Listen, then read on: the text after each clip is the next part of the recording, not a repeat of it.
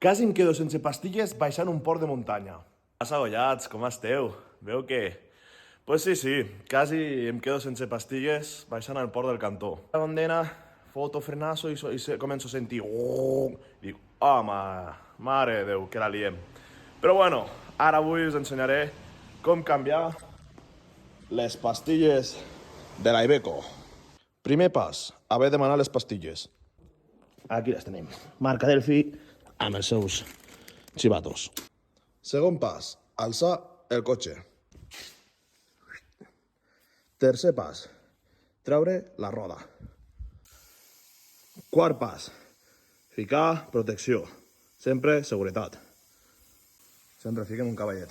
I ara procedirem a canviar les pastilles. Ara ficarem una mica de llum per veure-hi bé. Fora pastilles velles i pastilles noves. Va, aquesta banda ja la tinc desmuntada. Les pastilles no estan a les últimes, però ja estan a punt de tocar el xivato. A continuació, muntem els sensors, que es diuen xivatos, o en diem xivatos, que això va aquí dins, connectat aquí, i quan això es talla, surt l'avís al quadre, i quan surt l'avís al quadre et diu s'has de canviar les pastilles, lògicament tens un marge, i bueno, ho canvies.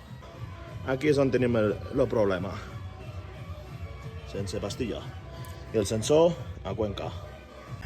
Ara està desmuntant i, com sempre, hi ha problemes. Aquí hi ha el fuelle, bueno, el protector del pistó, i aquí no està. Bueno, està però a fora.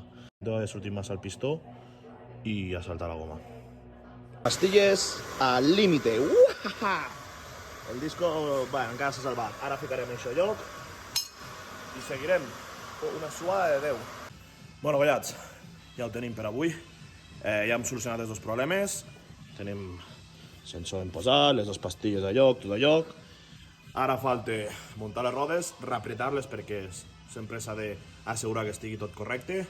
I farem una petita revisió de tota la grua perquè estigui ready per donar el millor servei possible.